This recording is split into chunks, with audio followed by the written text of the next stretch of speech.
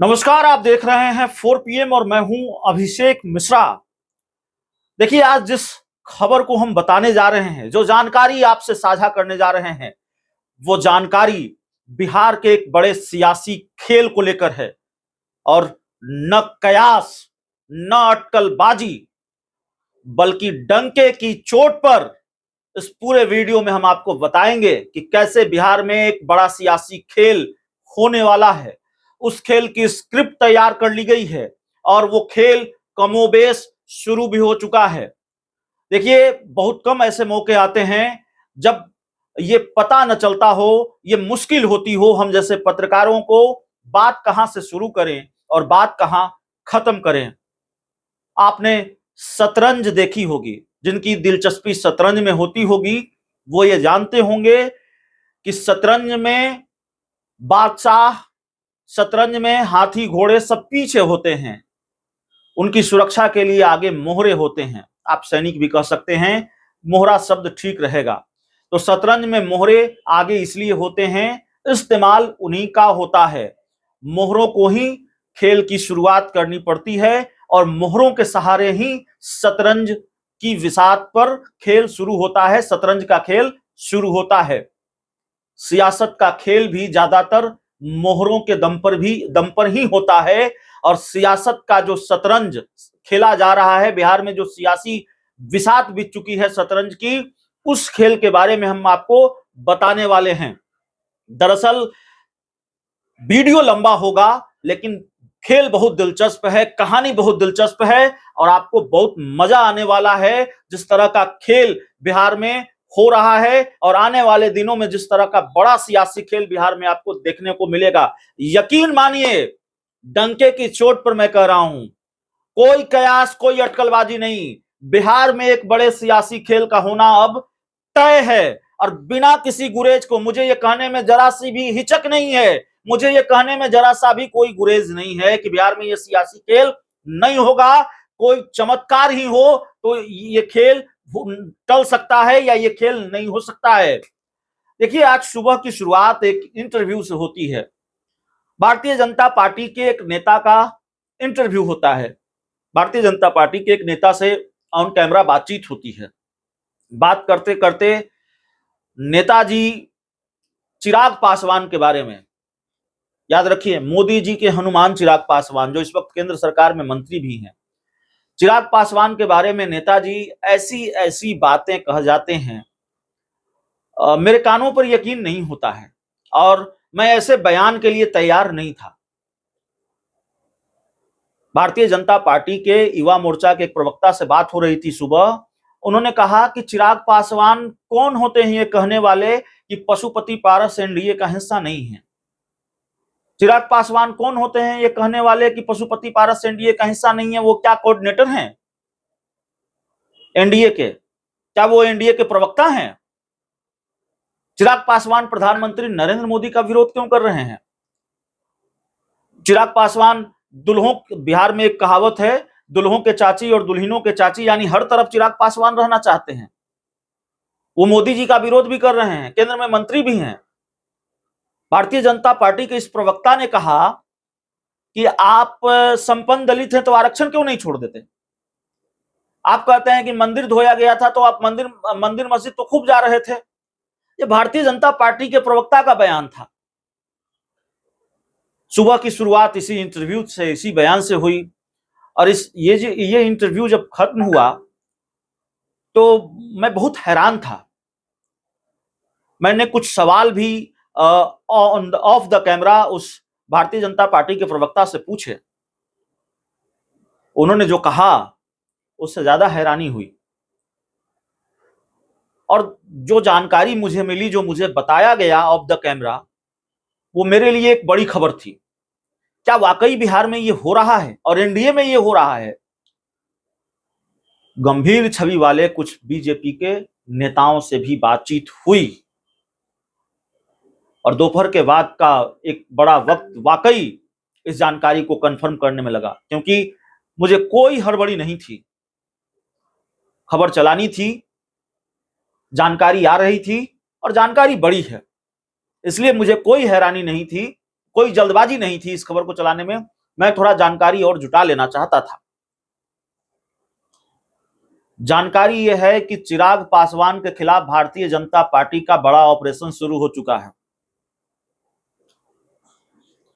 और किसी कयास के आधार पर मैं ये बात नहीं कह रहा हूं, कोई अटकलबाजी के आधार पर मैं ये बात नहीं कह रहा हूं।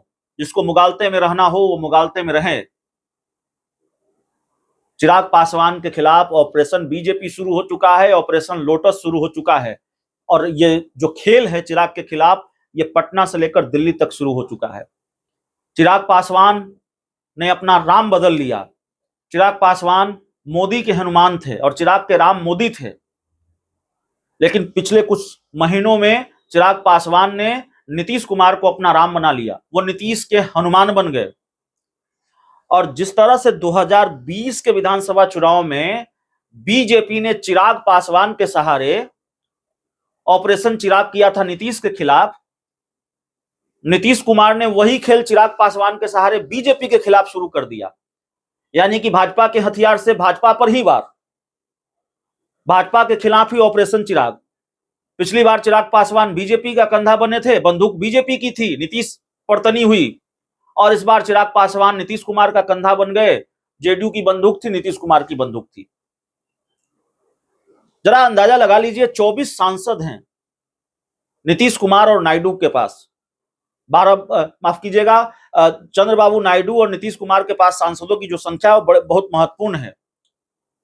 और नीतीश कुमार के पास 12 सांसद हैं और चंद्रबाबू नायडू के पास कितने सांसद है उसकी एग्जैक्ट संख्या मुझे अभी याद नहीं आ रही है, बहुत ईमानदारी से कहूं तो। बिहार में चिराग पासवान के पास 5 सांसद हैं, तो 12 सांसद वाले जेडीयू ने उतना झटका 3 दिनों में नहीं दिया मोदी को और बीजेपी को। चिराग पासवान ने ताबड़तोड़ कई झटके दिए। जेडीयू सधी हुई चाल चलती रही और चिराग पासवान आक्रामक चाल चलते रहे।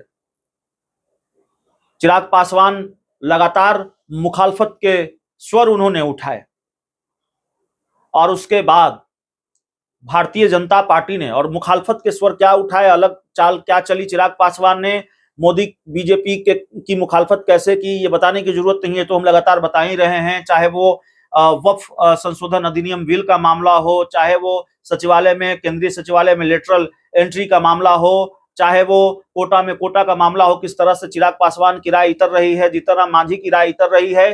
चिराग पासवान और जेडीयू की राय तकरीबन एक रही है, लेकिन जेडीयू चिराग पासवान की तरह बहुत आक्रामक नहीं रही है, बहुत सधी हुई चाल चलती रही है। दरअसल चिराग पासवान एक बार फिर चिराग मॉडल बने, एक बार फिर सियासत की भाषा में, शतरंज की भाषा में कहें तो मोहरा बने नीतीश कुमार के, और नीतीश कुमार चिराग मॉडल बीजेपी पर अपनाना चाहते थे, बीजेपी के हथियार से बीजेपी पर निशाना साधना चाहते थे, और चिराग पासवान के जरिए नीतीश कुमार ने बड़े खेल की कोशिश की और चिराग पासवान को आगे किया मोदी विरोध के लिए और इन मुद्दों पर विरोध के लिए। चिराग पासवान को भी नीतीश कुमार की इस वक्त ज्यादा जरूरत है, भारतीय जनता पार्टी की जरूरत कम है। चिराग पासवान भी ये भांप गए हैं कि बिहार में मोदी मैजिक चला नहीं, स्ट्राइक रेट तो जेडीयू का ज्यादा बेहतर आया, और बिहार चिराग पासवान की पार्टी क्षेत्रीय पार्टी है, बिहार में विधानसभा का चुनाव है, तो 5 सांसदों के भरोसे उनकी पार्टी का अस्तित्व कब तक बचा रहेगा।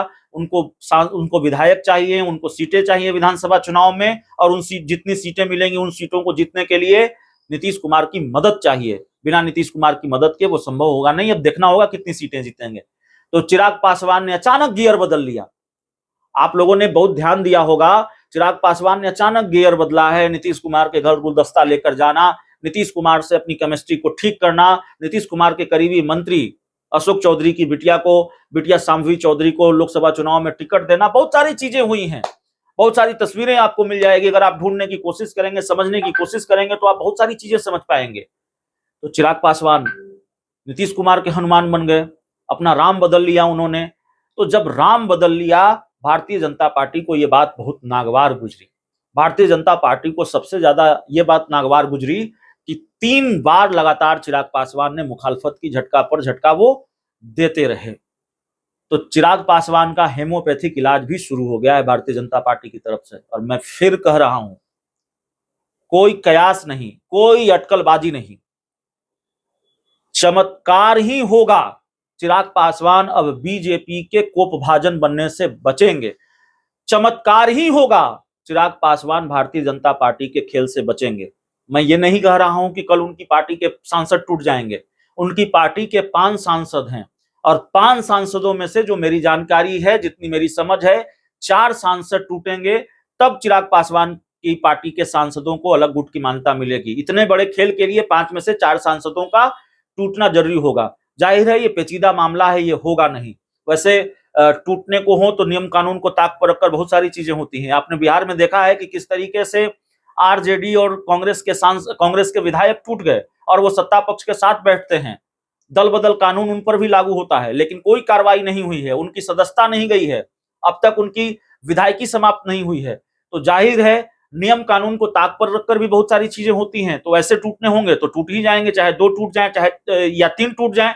लेकिन नियम के तहत दल बदल कानून जिस बात की इजाजत देता है, 4 कम से कम टूटेंगे तो चिराग पासवान की पार्टी के सांसद टूटेंगे। तो खैर, सांसदों के टूटने से क्या टूट होती है? पार्टी नहीं टूट सकती है। मैं ये सवाल आपसे पूछ रहा हूं, क्या सांसद ही टूटेंगे? चिराग पासवान की पार्टी नहीं टूटेगी? चिराग पासवान के साथ और कोई खेल नहीं हो सकता है। एक खेल तो मैं अभी आपको बता देता हूं, उनकी पार्टी के कुछ नेताओं को, प्रवक्ताओं को खुला छोड़ दिया गया है। उनकी पार्टी के नेताओं, प्रवक्ताओं को बिल्कुल खुला आसमान दे दिया गया है, पूरी छूट दे दी गई है। चिराग पासवान से हिसाब किताब चुकता करना है, चिराग पासवान को उनकी हैसियत, चिराग पासवान को उनका राजनीतिक कद का एहसास कराना है, चिराग पासवान को यह बताना है कि आपकी राजनीतिक हैसियत क्या है। तो चिराग पासवान से निपटने के लिए बीजेपी ने अपने कुछ नेताओं को, प्रवक्ताओं को खुला छोड़ दिया है, उनको टास्क दे दिया है, उनको मोर्चा संभालने को कह दिया है। एनडीए में यह खेल हो रहा है। जीतन राम मांझी का गठबंधन बीजेपी के साथ और चिराग पासवान का गठबंधन अब नीतीश कुमार के साथ। मैं ये बात कहूंगा तो आपको बहुत अजीब लगेगी। हाल तक चिराग पासवान नीतीश कुमार के लिए न जाने क्या क्या कहते थे, लेकिन बिना किसी गुरेज के, बिना किसी हिचक के मैं ये बात कह रहा हूं, चिराग पासवान का गठबंधन अब भारतीय जनता पार्टी के साथ नहीं है।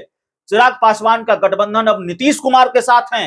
मैंने ये बात पहले भी कही है, आज भी कह रहा हूं, जिस तरफ नीतीश कुमार उस तरफ चिराग पासवान।